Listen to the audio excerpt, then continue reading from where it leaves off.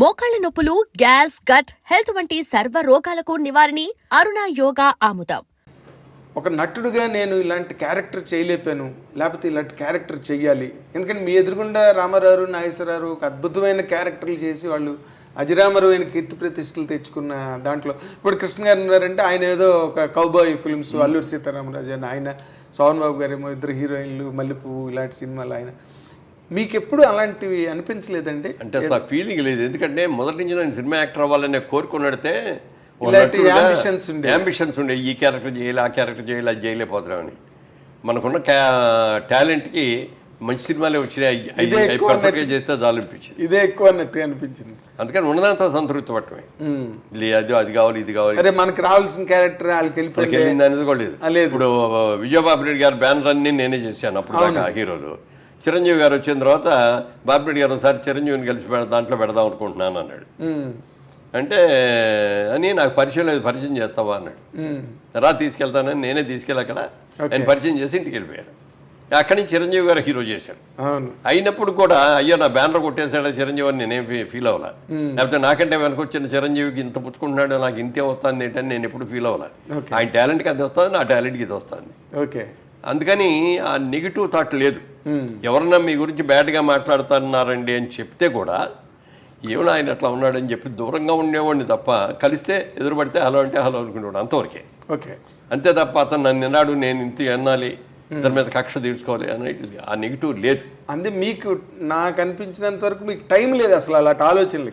అంటే బిజినెస్ వైపు నెక్స్ట్ ఏం చేయాలని ఆలోచనలతో ముందుకెళ్ళిపోయారు తప్పితే, ఇప్పుడు చిరంజీవి గారు ఒక్కసారి బాపిరెడ్డి గారి బ్యానర్లో అడుగుపెట్టిన తర్వాత ఇంకా బాపిరెడ్డి గారు ఆఖరి వరకు చిరంజీవి గారితోనే తీశారు, ఆఖరి వరకు కూడా.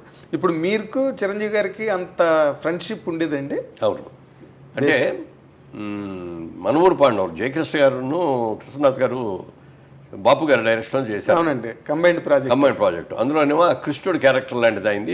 ఇందులో హీరోయిన్ సపరేట్ అదో క్యారెక్టర్, ముద్దు సన్నాసి పాట. దాంట్లో ధర్మరాజ్ క్యారెక్టర్ నాకు ఇచ్చారు.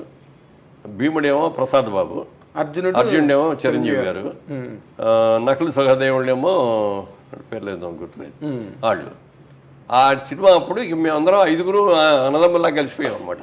ఓకే, వాళ్ళందరూ నన్ను అన్నయ్య అని పిలిచేవారు. ఓకే, నేను వాళ్ళేమో తమ్ముడు క్యారెక్టర్ కాబట్టి పేర్లతో పిలిచేవాడిని. అలా చేసి షూటింగ్ లేకపోతే అందరం కలిసి సినిమాలకు వెళ్ళిపోయేవాళ్ళం. ఓకే, ఈ 5 కలిసి సినిమాలకు వెళ్ళిపోయేవాళ్ళం. ఓకే, అవి వచ్చేసరికి బయటకు వచ్చినప్పటికి అప్పటికి మంచి రైజులో ఉంది నా ఇది కెరీర్. మీరు బయటికి రాగానే అందరూ వచ్చేసి ముగేసేవారు, సంతకాలు గింతకాలని ఎవరు షేక్ హ్యాండ్ లేనివారు, ఇవన్నీ చూస్తుంటే ఒక రోజు అన్నాడు చిరంజీవి గారు. అప్పుడు ఇంకా ఆయన సినిమా రిలీజ్ కూడా కాల, మనూరు పాండ జరుగుతుంది. అన్నయ్య రేపు పొద్దున్న నాకు కూడా ఇటు వస్తారా అన్నాడు. దీని మీద 10 రెట్లు వస్తారా నీకు? ఎలా చెప్పారు సార్? ఎలా చెప్పాను అంటే, ఆయన కొత్త సినిమా, మొట్టమొదటి సినిమాది. దానికి ముందు ఏదో పునాదిరాళ్ళు ఏదో చేశారు. ప్రాణం ఖరీదు కూడా ఇది జరుగుతూ ఉండగానే వచ్చింది అది. కాబట్టి అది ముందు రిలీజ్ అయింది, ఇది లేట్గా అయింది. అప్పుడు మేమందరం కలిసి కూర్చున్నప్పుడు అతను నేనే ఉండేవు, మీ ఇష్టం వచ్చిన సాంగ్ ఏంటి ఏదైనా, నేను డ్యాన్స్ చేస్తాను అనేవాడు. అంటే తెలుగా, ఇంగ్లీషా, హిందీ అంటే ఏ లాంగ్వేజ్ అయినా మ్యూజిక్ అంటే దానికి తగ్గట్టుగా రిథమిక్గా చేసేవాడు. అది డ్యాన్స్ అంటే భరతనాట్యం కాదు, క్లాసికల్ డ్యాన్స్ ఇంకోటో కూడా కాదు, మ్యూజిక్కి తగ్గట్టుగా గంతులు వేసేసి చేసేవాడు. మనం బలి చేస్తున్నాడే, ఇక ఇంతకంటే కావాల్సింటే ఎలాంటి ఏంటి అనుకున్నాం. తర్వాత అతనిలో అడ్వాంటేజ్ అంటే కళ్ళు ఎక్సలెంట్ కళ్ళు అండి. అతనికి కళ్ళు కోపంగా చూశాడంటే అసలు చాలా ఇదిగా ఉంటుంది. అలాగే నవ్వుతూ కామెడీ కూడా బాగా చేయగలడు. మంచి టైమింగ్ అండి, మంచి టైమింగ్ ఉంది. అప్పుడు కృష్ణనాథ్ గారు అన్నాడు ఒక రోజున, మురళీమోహన్ వీడు మంచి విలన్ అవుతాడయ్యా మన తెలుగు ఇండస్ట్రీలో, బాగున్నాడు అన్నాడు. ఇండస్ట్రీలో విలన్ అవటం ఏంటంటే బాబు, ఇండస్ట్రీకి మొగుడు అవుతాడు చూడండి. ఫస్ట్ సినిమా రిలీజ్ అవ్వకముందే అన్నా నేను. అవునా? అయితే ఈ మాట నాతో అరవింద్ గారు కూడా అన్నారండి. ఇది వాళ్ళ సిస్టర్కి సంబంధం వచ్చినప్పుడు, సరే మంచి విలన్ అవుతాడు ఇండస్ట్రీలోని 100% అని అనుకున్నానండి, బట్ హీరోగా ఇంత అని నేను అనుకోలేదని అరవింద్ గారు కూడా అన్నారు సార్ నాతో. హీరోగా టర్న్ అవడం పట్ల అసలు మీరు హీరోగానే అవుతారని ఎక్స్పెక్ట్ చేశారా, లేదా విలన్ లాగా వెళ్ళి? అట్లా కాదు, మొట్టమొదటి కొంచెం హీరోగానే నెగిటివ్ క్యారెక్టర్లు చేశాడు. అది కుక్కగట్టు చెప్పదెబ్బాలి అట్లాంటి. ఆ తర్వాత నుంచి పాజిటివ్ క్యారెక్టర్లోకి వచ్చాడు బ్రహ్మాండంగా. సో మీరు ఆయన సక్సెస్ని అంటే ఆయన వచ్చిన తర్వాత కొన్ని సినిమాల్లో విధానాలు చాలా మారిపోయినాయి. సాంగ్స్ అంటే ఏదో హీరోయిన్ మీద ఎక్కువ చేస్తారు, హీరోలు ఎక్కువ పరిగెట్టడం, ఊటీ తోటల్లో పరిగెట్టడం. లేకపోతే నాగేశ్వరరావు గారికి బాగా డ్యాన్స్ చేసేవారు ఆ రోజు. స్టెప్పులు అంటే నాగేశ్వరరావు. సారీ, కృష్ణ గారి స్టెప్పులు కానీ, శోభన్ బాబు గారి స్టెప్పులు కానీ, ఎన్టీఆర్ గారి స్టెప్పులు కానీ అవన్నీ మా అందరి ఒక టైప్, ఒక స్కూల్ మీద. కాకపోతే ఏంటంటే సలీం మాస్టర్ వచ్చిన తర్వాత రామారావు రెచ్చిపోయారు. అవునండి, బ్రహ్మాండంగా చేసేవాడు. ఎదురులేని మనిషి కదా బిగినింగ్. కృష్ణముకుందామరారి పాట బిగినింగ్ అండి, రామరాజు స్టెప్ లేయడం. సో ఆ విధంగా మేము పెద్ద టాలెంట్ కాకపోయినా ఉన్నంతలో చేయగలిగాం అనేది. బట్ చిరంజీవి గారు వచ్చినప్పుడు టోటల్గా వరల్డ్ మారిపోయింది. అదే అన్న, సాంగ్స్ సిస్టమ్స్ మారిపోయింది, ఫైట్ సిస్టమ్స్ కూడా బోడదు మార్పు వచ్చింది. ఫైట్లో ఏం చేసేవారంటే ఫైట్ మాస్టర్ లాగానే అన్న నువ్వే ఎక్కువ కష్టపడుతూ రిస్క్లన్నీ షాట్లన్నీ పెడతాను, డూపులు చేసేస్తారు, మధ్య మధ్యలో మీకు క్లోజ్ షాట్లు ఇస్తాను నేను. ఓకే, ఎందుకంటే రామారావు అలాగే చేశారు, నాగేశ్వరరావు కూడా అలాగే చేశారు. ఎవరైనా సిస్టమ్ అది, కెమెరాకి ఇట్లా కొట్టండి అన్న, మనం ఇట్లా 4-5 సార్లు కొట్టం, ఇట్లా కొట్టం తీసేవాడు. అవతల వాళ్ళు డమాలు పడిపోతుంటారు వాళ్ళు. అట్లా చిరంజీవి గారు వచ్చిన తర్వాత వీటన్నిటిలోనూ మార్పు వచ్చింది. అందుకని నేను అంటాను, చిరంజీవి ఇండస్ట్రీకి రాకముందు, చిరంజీవి ఇండస్ట్రీకి వచ్చిన తర్వాత, క్రీస్తు పూర్వం క్రీస్తు శకం లాగా అవును, అదొక చిరంజీవి శకం అనమాట. అంత సక్సెస్ అవ్వటం, సాంగ్స్ బ్రహ్మాండంగా చేసేయడం, ఫైట్లు బ్రహ్మాండంగా చేసేయడం. ఆ తర్వాత కృష్ణ గారు మేమందరం ఇట్లా ఫైట్లు చేస్తుంటే ఎవరికి నచ్చేయి కదా. అవునండి, అవన్నీ ఏంటో తేలిపోయాయి. చిరంజీవి గారు వచ్చి ఫైట్లు చేసిన తర్వాత ఇంకెవరు డూప్ అంటే కూడా ఒప్పుకునేవాడు కదా. అవును, నేను చేస్తానండి, నాకు డూప్ అక్కర్లేదు అనుకున్నట్టుగానే సినిమా బాపు గారు కూడా చూసి షూటింగ్ జరిగే రోజుల్లోనే చిరంజీవి చేసేస్తంటే ఆ జనం మధ్యలో ఆ డ్యాన్సులు అవన్నీ సెకండ్ టేక్ అనేది కూడా అవసరం ఉండేది కాదు. చేస్తాడు ఆయన కూడా చాలా బ్రహ్మాండంగా ఉన్నాడు, చాలా బాగా చేస్తున్నాడు, పెద్ద హీరో అవుతాడని ఆయన జయకృష్ణే అసలు తీసుకొచ్చింది. ఫిల్మ్ ఇన్స్టిట్యూట్లో చేసిన వాళ్ళలో బాగున్నాడు ఈ కుర్రాడని చెప్పి జయకృష్ణ తీసుకొచ్చి పెట్టాడు. అవునా, అప్పుడు క్రాంతి కుమార్ కూడా చూసి క్రాంతి కుమార్ ప్రాణం ఖరీదులో పెట్టాడు.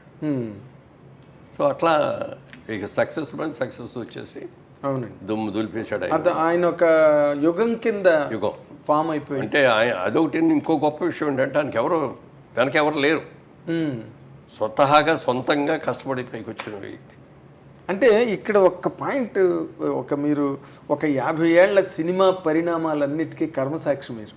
అంటే మీరు అన్నిట్లో ఉన్నారు, ఇందులో లేరు, అన్నీ మీకు తెలుసు, బట్ మీకేమీ తెలియనట్టుగానే ఉన్నారు ప్రతిదీ. ఇప్పుడు మొదటి నుంచి కూడా సార్ అన్ని చోట్ల ఎక్కడ సినిమా ఇండస్ట్రీ గురించి ఎవరు మాట్లాడుకున్నా, ఒకరి ఎదుగుదల కానీ లేకపోతే ఒకరి తాలూకా డౌన్ఫాల్ కానీ, వీటన్నిటి మధ్యలో క్యాస్ట్ అనే పాయింట్ని ఎక్కువగా అందరూ రిఫర్ చేస్తారు సార్. అందరూ ఆల్మోస్ట్ సినిమా ఇండస్ట్రీ అనగానే.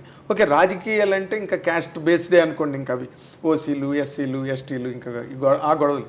సినిమా ఇండస్ట్రీకి వచ్చే వరకు ఇది ఎంతవరకు కరెక్ట్ అంటుంది ఈ రూమర్ కానీ ఈ ఆరోపణ కానీ సినిమా పరిశ్రమ మీద? ఎందుకంటే మీరు ఒక వర్గం, చిరంజీవి గారు ఇంకొక వర్గం.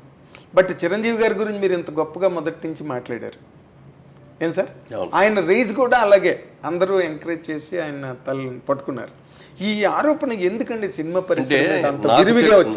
నాకు తెలిసినంత వరకు మెడ్రాస్లో ఇండస్ట్రీ ఉన్నంత వరకు ఏ రోజున కూడా క్యాస్ట్ ఫీలింగ్ అనేది లేదు అక్కడ.